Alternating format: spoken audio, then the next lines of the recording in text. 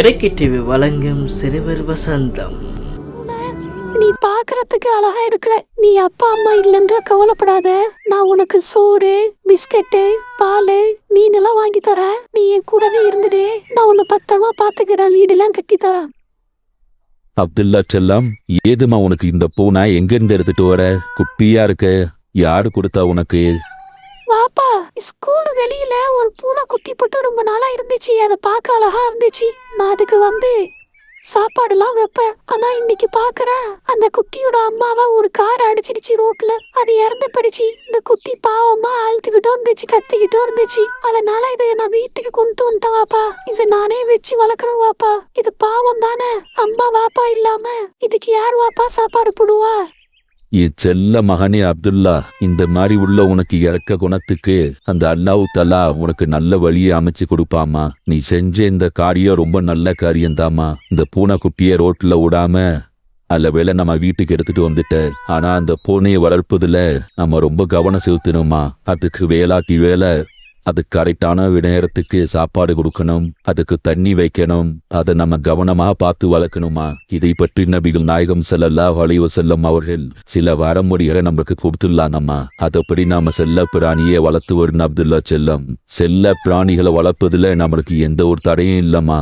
நாம அதை வளர்த்து வரலாம். அல்லாஹ் தஆலா மனிதருக்காகத்தான் அனைத்து உயிரையும் படைத்துள்ளான். அதை நாம் கொடுமை பண்ணாமல் அன்புடன் பார்த்து கொள்ள வேண்டும். செல்ல பிராணிகளை வீட்டில் வளர்க்க இஸ்லாத்தில் எந்த ஒரு தடையும் இல்லை. உயிரினங்களை வளர்ப்பவர்கள் கடைபிடிக்க வேண்டிய சில ஒழுங்குகள் உள்ளன.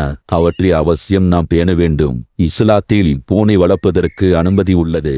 இதை நாம் செல்ல பிராணியாக வளர்க்கலாம். அப்படி வளர்த்தால் அவற்றை கொடுமைப்படுத்தாமல் இருக்க வேண்டும். நபிகள் நாயகம் ஸல்லல்லாஹு அலைஹி வஸல்லம் கூறுகிறார்கள், முன் சமுதாயத்தை சேர்ந்த பெண்ணொருத்தி ஒரு பூனையின் காரணமாக வேதனைப்படுத்தப்பட்டால் அந்த பூனை பசியால் துடித்து சாகும் வரை அவள் அதை அடைத்து வைத்திருந்தாள். அதன் காரணத்தால் அவள் நரகத்தில் பூந்தாள். அப்போது அல்லாஹ்வே மிக அறிந்தவன், நீ அதை கட்டிலைத்து அதற்கு தீனி போடவில்லை, தண்ணீரும் தரவில்லை, அது பூமியில் உள்ள புலவு பூச்சிகளை தின்று பிழைத்துக் கொள்ளட்டும் என்று அதை அவிழ்த்தும் விடவில்லை என்று அல்லாஹ் கூறினான் என்பது நபிகள் நாயகம் ஸல்லல்லாஹு அலைஹி வஸல்லம் கூறியிருக்கிறார்கள். பூனை வளர்த்ததற்காக அந்த பெண் தண்டிக்கப்படவில்லை. பூனையை கட்டி போட்டு பராமரிக்காமல் அதற்கு உணவும் அளிக்காமல் இருந்ததற்காகத்தான் அந்த பெண் தண்டிக்கப்பட்டான். அதனால் நாம் செல்ல பிராணிகளை வளர்க்கும் போது அதை கவனமாக பார்த்து வளர்க்க வேண்டும். அப்படி உன்னால் கவனமாக பார்த்து கொள்ள முடியவில்லை என்றால் அதை வெளியில் விட்டுவிட வேண்டும். அது எங்கேயாவது எதையாவது சாப்பிட்டு வாழ்ந்து கொள்ளும். அதை நாம் அடைத்து வைத்து கொடுமைப்படுத்தக்கூடாது அப்துல்லா செல்லம். ஒருவர் ஒரு செல்ல பிராணியை அடைத்து போட்டு வளர்த்தால் சரியான நேரத்திற்கு அதற்கு உணவு கொடுக்க வேண்டும். இதைத்தான் நபிகள் நாயகம் ஸல்லல்லாஹு அலைஹி வஸல்லம் நமக்கு கூறுகிறார்கள். அதேபோல் பூனை ஒரு சுத்தமான பிராணிதான்.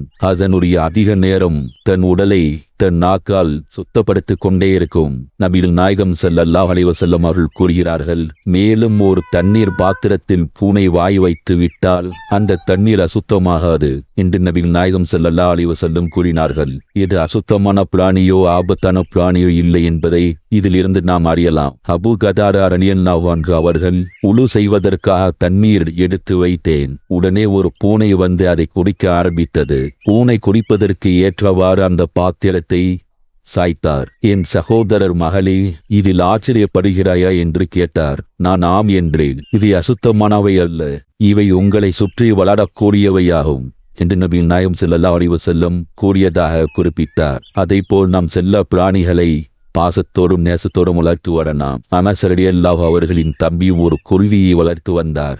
அந்த குருவியை காணாத போது, உனது வளர்ப்பு குருவி என்ன வாய்ப்பு என்று நபிகள் நாயகம் ஸல்லல்லாஹு அலைஹி வஸல்லம் அவர்கள் கேட்டுள்ளனர். பறவைகளை வளர்ப்பது தவறல்ல என்பதை இதில் இருந்து நாம் அறியலாம். இதை பற்றி அனஸ் ரலியல்லாஹு அறிவிக்கிறார்கள், உனது புல்புல் பறவை என்ன வாயிற்று என்று என் தம்பியிடம் விசாரிக்கும் அளவிற்கு நபிகள் நாயகம் ஸல்லல்லாஹு அலைஹி வஸல்லம் அவர்கள் எங்களுடன் சகஜமா பழகுவார்கள் என்று கூறியுள்ளார்.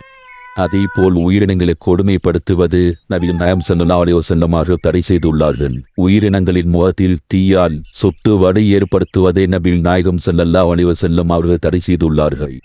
ஒரு கழுதையின் முகத்தில் சூடு போட்டு இருப்பதை கண்ட நபிகள் நாயகம் ஸல்லல்லாஹு அலைஹி வஸல்லம் அவர்கள் இதற்கு சூடு போட்டவனை அல்லாஹ் சவிப்பானாக என்று கூறினார்கள். அதேபோல் இந்த உலகத்தில் எல்லா உயிரும் மனிதர்களுக்காக தான் படைக்கப்பட்டுள்ளது. அதை நாம் நேசத்துடன் அன்புடன் பார்த்து அதை பராமரிக்க வேண்டும். அதை கொடுமைப்படுத்தியோ அதை துன்புறுத்தியோ நாம் வளர்க்க கூடாது. சரி பாப்பா, இதை நான் பத்திரமா பாத்துக்குவேன். கட்டி போட்டுலாம் வைக்க மாட்டேன். இதுக்கு கரெக்டான நேரத்துக்கு நான் உணவுலாம் கொடுப்பேன். இதை செல்லமா பாத்துக்கிறேன் பாப்பா. அப்துல்லா செல்லம், இந்த பூனை ரொம்ப பசியா உள்ளது போல இருக்கு. இதற்கு போய் உணவு கொடுமா. தொடர்ந்து பிணைந்திருங்கள் உங்கள் அபிமானம் என்ற இலக்கை டிவி.